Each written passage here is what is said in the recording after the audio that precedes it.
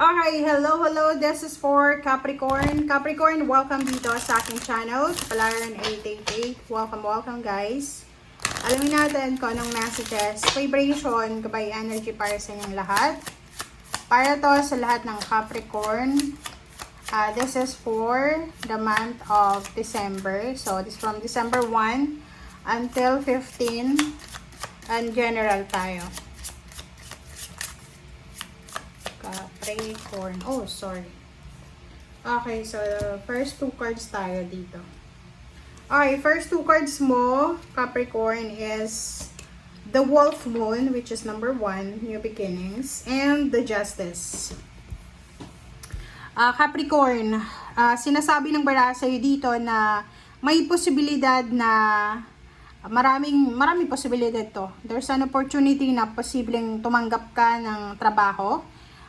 Pumirma ka ng kontrata, any documents, papers. There's a good karma coming para sa iyo, Capricorn.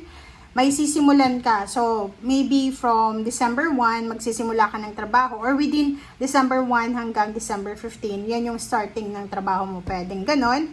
And, or pwedeng pipirma ka ng kontrata, lilipat ka na sa bagong bahay, or kung ano pa man siya. So, there's a new beginnings. There's a fresh start na darating sa buhay mo. This is Wolf Moon. So, sinasabi ng baraha sa atin na pwedeng medyo hindi ka masyadong 100% natiwala dito. But, sinasabi ng baraha sa iyo na you need to trust the process, trust your intuition. And at the same time, kung ano yung ino-offer sa iyo, tanggapin mo na. Okay? Alright, so there's a good karma, karmic justice, karmic blessings na darating sa'yo. Okay.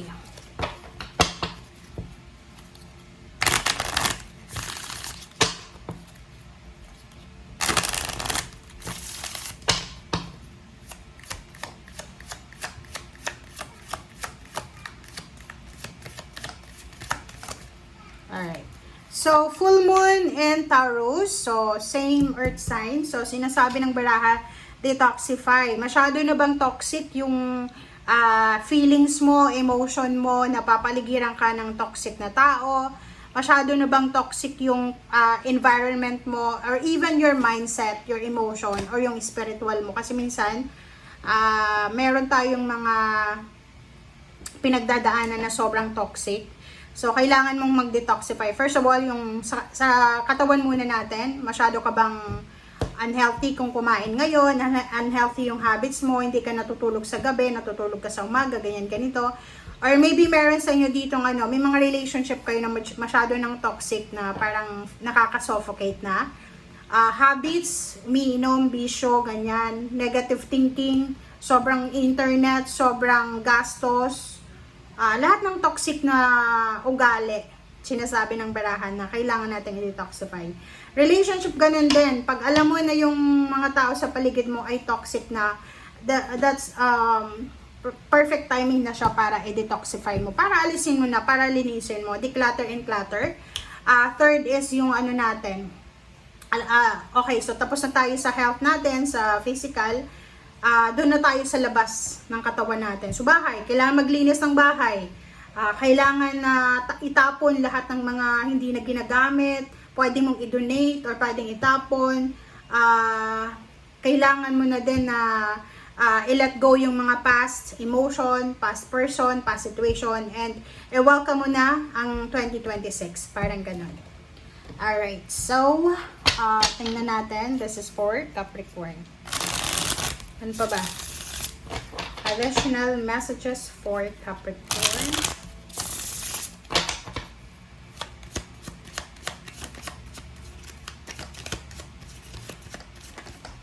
Alright. So, Seven of Swords. So, Seven of Swords, sinasabi ng barahan na yun, mayroon ditong Capricorn na hindi ka makamove on. Yung parang like for example, nakaranas ka ng backstabbing, nakaranas ka ng pagnanakaw, or ninakawan ka, or trinador ka. Parang ang yung Seven of Swords dito na hindi ka makamove on eh. Parang ayaw mong mag-move on. Yung parang sinasabi mo, hindi, kailangan kong gumante Parang ganun. So, sa Seven of Swords, sinasabi ng baraha sa'yo na kailangan mo nang declutter na yung mga tao na yan, mga kung ano man yan na sitwasyon na alam mo na hindi na para sa'yo. Alright? Tingnan mo. King of Swords and Page of Cups. Doon ka na daw sa sa forward movement. Halimbawa, yung 2024 sa iyo ay lahat ng taong nakasalamuha mo ay sobrang toxic. Kaya nga mag-detoxify ka na. I-welcome mo na daw kasi you have new direction May new beginnings dito Yung parang sinasabi sa iyo na halimbawa, may isang tao or isang grupo ka na pinagkatiwalaan tapos ang ending noon, trinador ka. So, hindi ka mapakali kasi gusto mong gumante But the universe is here, the justice is here. Sinasabi ng baraha na yung universe, siya na yung bahala na mag-get even dito, gumante sa taong yan. So, ang gagawin mo ngayon is hahayaan mo na lang siya. Okay? Just let go, let God, let it flow, and hahayaan mo na lang. And mag-focus ka sa susunod na taon, sa mga taon na darating sa'yo, sa susunod na taon or sa mga susunod pa.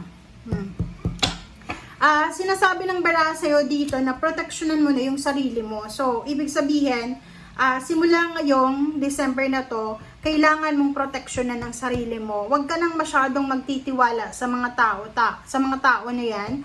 And at the same time, sinasabi ng baraha dito na yung Wheel of Fortune tsaka Ace of Cups, maraming tao yung nawala sa buhay mo, maraming tao yung nilayuan ka or nilayuan mo. But the universe will give you the new beginnings. Parang the Wheel of Fortune, di ba?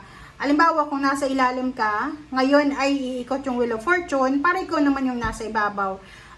Yung mga taong gumawa sa'yo, trumaydor sa'yo ng maraming beses or maybe one time, yung pinagkatiwalaan mo, ihanda mo yung sarili mo kasi may matatanggap kang balita galing sa ibang tao na yung taong yun na gumawa sa'yo ng masama ay they're suffering. Okay? Wheel of Fortune, ihanda mo ang sarili mo sa bagong pag-ibig, bagong friends, bagong trabaho, bagong ka-partner, bagong ka-team, bagong lugar, bagong trabaho, bagong business, or ano pa man na pagbabago yan. So, ihanda mo yung sarili mo. Especially sa love life, kung galing ka sa heartbreak. Okay, next is Death card. Lovers. Sinasabi ng baraha sa'yo dito na may mga tendency dito na magkaroon ng hiwalayan. But, hindi naman ibig sabihin na naghiwalay kayo is hanggang dyan na lang yung buhay mo. Kasi sinasabi ng baraha sa'yo dito na the universe, part yan ng ng transition part yan ng pag-ikot ng mundo na naghiwalay kayo or kailangan nyo maghiwalay kasi may mas magandang darating sa buhay mo. Okay, lalo sa love life, kung ano man tong nawala sa'yo, naghiwalay kayo, nag-break kayo, huwag kang masyadong magdamdam kasi sinasabi ng baraha na there's a new beginnings coming. Okay? So, yun. So, thank you guys for watching and see you again. Bye!